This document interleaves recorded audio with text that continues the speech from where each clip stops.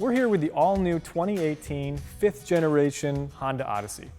Thing is, we already liked the previous Odyssey. It was one of our favorite minivans, so the question we're trying to answer today is this new fifth generation version all it's stacked up to be? A couple things about the new Odyssey. You'll notice that it's really not much of a minivan anymore. So when the Odyssey came out in 1995, that was the first generation, it was about 187 inches long. This guy's about 202 inches long. That's a 15-inch difference, so clearly minivans aren't so mini anymore. You buy this thing, you're basically driving the bus. Up front, there's just a few changes here and there, a little more bright work, a little more chrome. Headlights are different, but it's more of a reskin than a redesign, you might say. Walking around to the side, however, you start to see a few notable differences. For one thing, there's what BMW used to call flame surfacing down the side panels. This used to be all smooth. Now you have this kind of line here that creates a carved out effect. Kind of looks cool, it adds a little visual interest. Back here, there used to be a line, a groove where the door would slide out. They've done away with that. It's a cleaner look now. And then final thing I would point out is that there's this floating glass effect. That used to be metal all the way down. So at least in terms of the exterior of the vehicle, there's a lot of overlap with the fourth generation. As we move to the interior of the vehicle, you'll start to see where the fifth generation really stands out.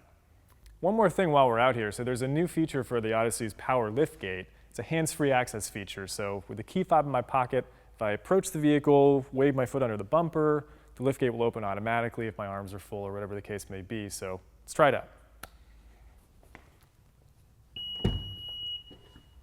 Voila. And you can see that the liftgate has not opened as wide as you might expect. That's another new feature for the power liftgate. It's a height adjustable feature, so if you have something in your garage that would impact the door if it opened all the way, you can lower the height of it so that that won't happen when you open the liftgate.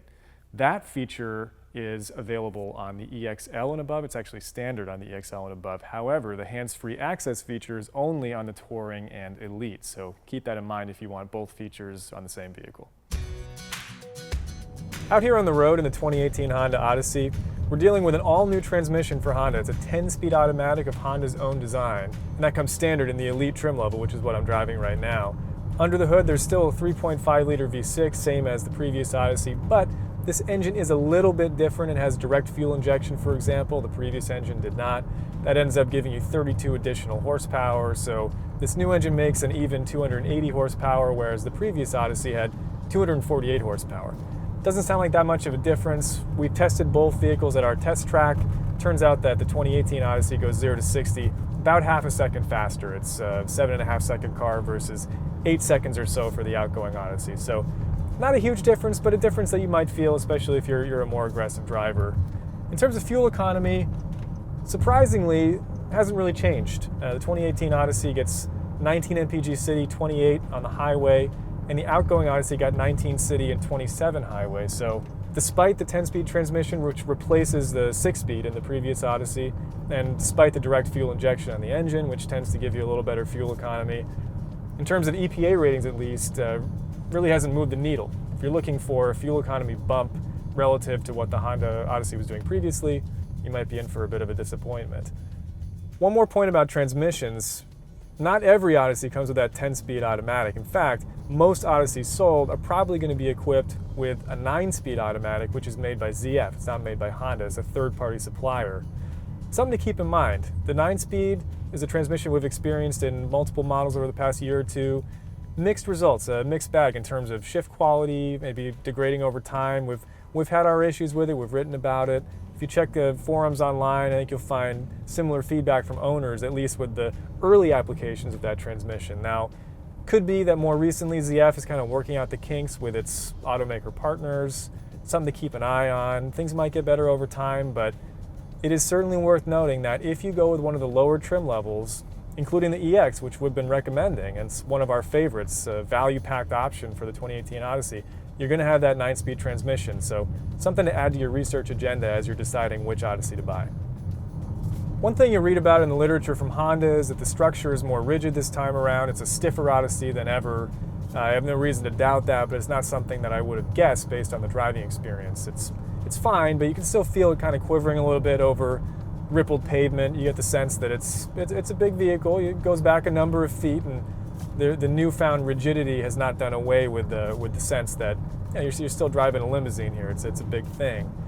And the other thing I would point out is that although Honda's taken measures to reduce road noise in the Odyssey, including adding some noise-canceling properties to the glass, some acoustic glass on the side in this elite trim level, still some notable road noise comes through, and that's a Honda trait through time that's been a stubborn one.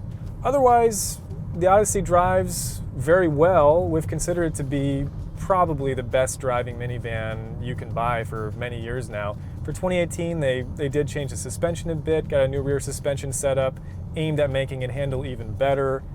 To be honest, it already handled quite well, and I think that people generally aren't buying minivans for the handling experience. But if you get into this car and start driving around, you're going to notice that it feels more responsive than most vans, especially something of this size. The steering is light, but it's precise.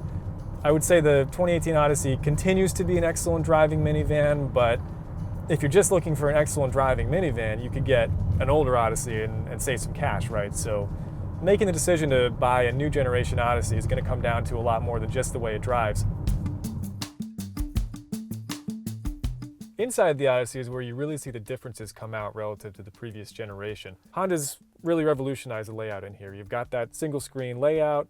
There's also a push-button transmission layout, which will take some getting used to in a good way, in my opinion. I think this is kind of cool. Quickly becomes second nature. You press a button to go and drive. There's this toggle switch to pull down, put it into reverse. I'm a fan of that. You've got kind of stitching here on the dash. You've got this imitation metal insert here.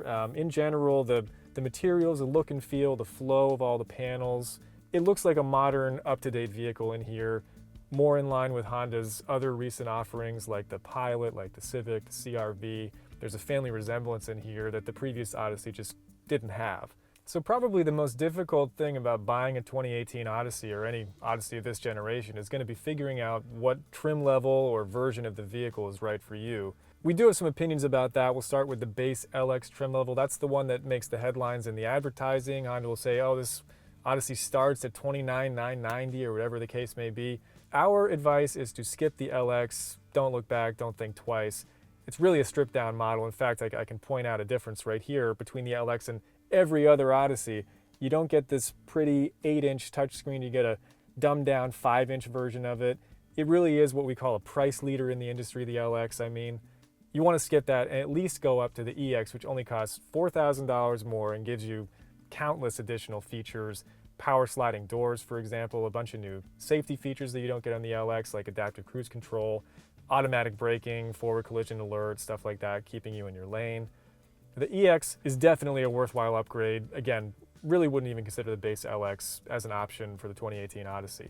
In terms of what comes after the EX, then you start to get into personal preference, how many luxuries you want in your vehicle. Maybe you want these ventilated leather seats like what you get on the top of the line Elite.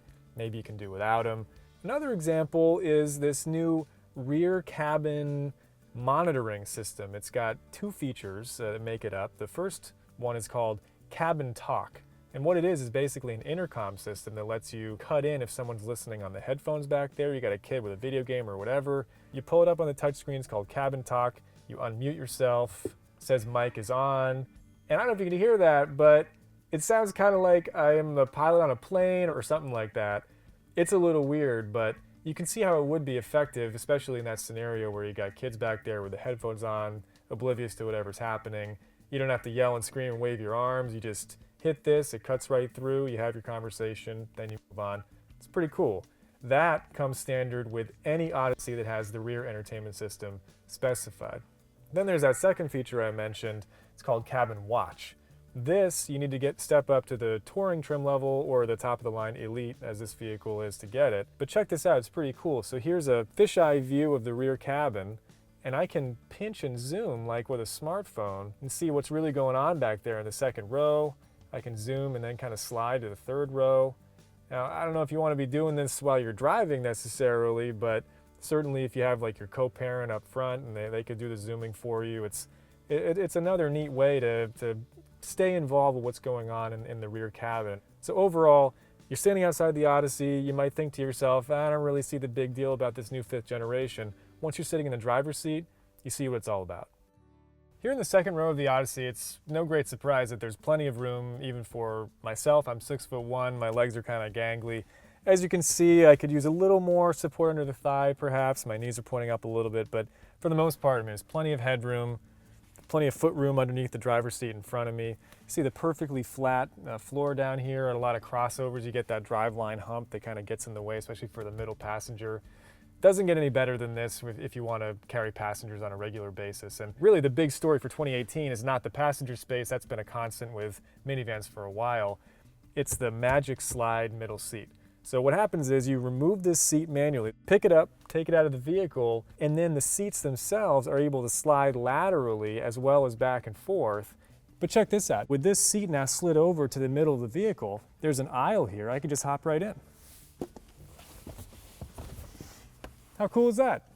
All right, so I'm in the third row now. As you can see, I've got my knees in the middle here. They're not even touching the seat back in front of me, which is really remarkable for a third row seat in any vehicle. This is where minivans really shine.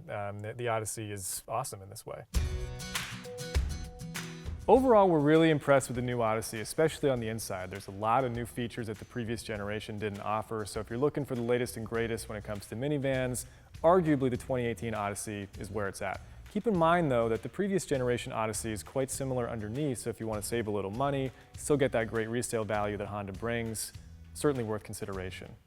For more information on the new Odyssey, go to edmunds.com, and for more videos like this one, hit subscribe.